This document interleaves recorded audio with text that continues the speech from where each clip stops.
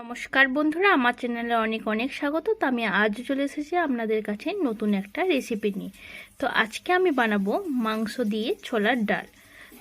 তো এই রেসিপিটি দেখতে হলে পুরো ভিডিওটি আমার দেখতে হবে, আর তার সাথে এক লাইক করে দেবেন আর কমেন্টে জানাবেন কেমন লাগলো। আর যারা আমার চ্যানেলটিকে সাবস্ক্রাইব করেনি তো তারা প্লিজ আমার চ্যানেলটিকে সাবস্ক্রাইব করে দেবেন। তো চলুন শুরু করা যাক। তো 250 মতো ছোলার ডাল আছে আর 250 মতো চিকেন আছে। তো তার জন্য আমি নিয়েছি দুটো পেঁয়াজ। তো পেঁয়াজটাকে ছোট ছোট করে কুচিয়ে নেব। তো পেঁয়াজটা আমার কুচানো হয়ে গেছে। তো এরপর আমি রসুন আর আদা পরিমাণ মতো নিয়ে নেব। তো 7 কোয়ার মতো আমি রসুন নিয়ে নিয়েছি। তো আদাও আমি কুচিয়ে নিলাম। তো এটাকে আমি এরপর শিলে বেটে নেব। তো 3টে কাঁচা লঙ্কাকে আমি চিড়ে নিয়েছি। তো এটা পেঁয়াজের সাথে রেখে দিলাম। তো আলুটাকে আমি এরকম সাইজে কেটে নিয়েছি। তো আপনারা চাইলে আলু দিতেও পারেন বা না দিতেও পারেন। এই দিক দিয়ে আমি ছোলার ডালটাকে 1 ঘন্টার মতো ভিজিয়ে রেখেছিলাম। তো এটাকে আমি সিটি দিয়ে দেব প্রেসার কুকারে। আর প্রেসার কুকার যদি বাড়িতে না থাকে তাহলে কড়াইয়ে সেদ্ধ করে নিতে পারেন। তো আমি সিটিতে বসিয়ে দিয়েছি প্রেসার কুকারে। গোটাগত সিটি পড়তে হবে এটা। তো আমি 1 ঘন্টা আগে চিকেনটাকে দই, হলুদ আর নুন অল্প আর তেল অল্প মাখিয়ে রেখেছি। তবে চিকেনটা বোনলেস চিকেন হতে হবে। তো ডাল আমার সেদ্ধ হয়ে গেছে আর এই দিদি আমি কড়াইও চাপিয়ে দিয়েছি। তো দেখুন আমি তেল দিয়ে দিলাম আর দেবো গোটা জিরার ফোড়ন আর তার সাথে দেবো একটা শুকনো লঙ্কার ফোড়ন। তো দেখুন আমার তেলটা চলে এসেছে, লঙ্কাটাও খড়ে গেছে। তো এরপর আমি কুচিয়ে রেখেছি পেঁয়াজটাকে, সেটাকে আমি দিয়ে দেব।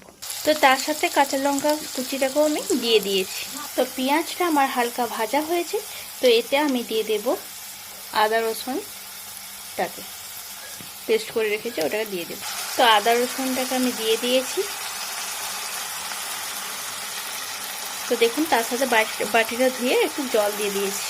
তো চিকেনটাতে আমার হলুদ গুঁড়ো দিয়ে আছে, তাই 1/2 চামচের মতো হলুদ গুঁড়া দিলাম। কাশ্মীরি লঙ্কার গুঁড়া দিলাম 1/2 চামচের মতো। তো দেখুন আমি দিয়ে দিয়েছি জিরে গুঁড়া আর দিয়ে দিলাম 1/2 চামচের মতো চিনি আর দিয়ে দিলাম মেথি পাতা একটু গুঁড়ো করে। এরপর দিয়ে দিলাম চিকেনটাকে। তো দেখুন চিকেনটাকে আমি ভালো করে একটু মাখিয়ে নিয়েছি মশলার সাথে। এরপর আমি দিয়ে দেব দইটাকে। তো এর সাথে আমি দিয়ে দিয়েছি আলুটাকে। আর যেহেতু আমি চিকেনে নুন মাখিয়ে রেখেছিলাম তাই আমি আর অল্প পরিমাণে নুন অ্যাড করব। তো এরপর আমি কিছুক্ষণের জন্য ঢেকে দিলাম। পরে ঢাকাটা খুললাম।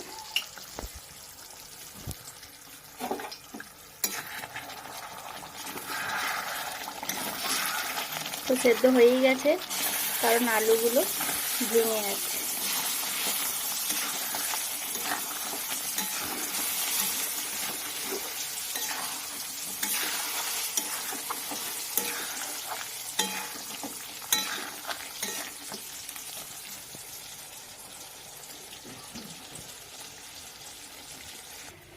তো আগে থেকে সেদ্ধ করে রাখা ছোলার ডালটাকে আমি এরপর দিয়ে দেব।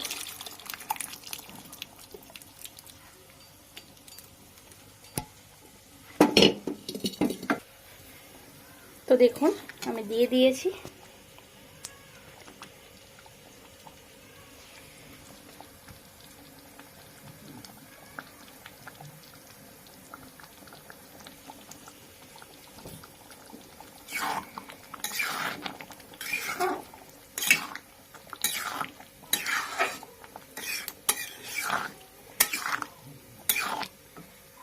তো এরপর যখন সব কিছুই রেডি আছে গরম মশলা দিয়ে নামিয়ে নেব। তো গরম মশলা দেওয়া হয়ে গেছে, আমি এরপর গ্যাসের ফ্লেমটাকে বন্ধ করে দেব।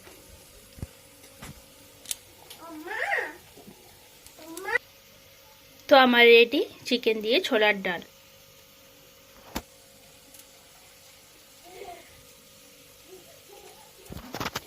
তো অবশ্যই বাড়িতে চেষ্টা করে দেখবেন একবার আমার মতো করে। তো চলুন আজকের মতো টাটা, আমি আবার আসবো আপনাদের জন্য ভালো কোনো রেসিপি নিয়ে। তো আজকের মতো টাটা।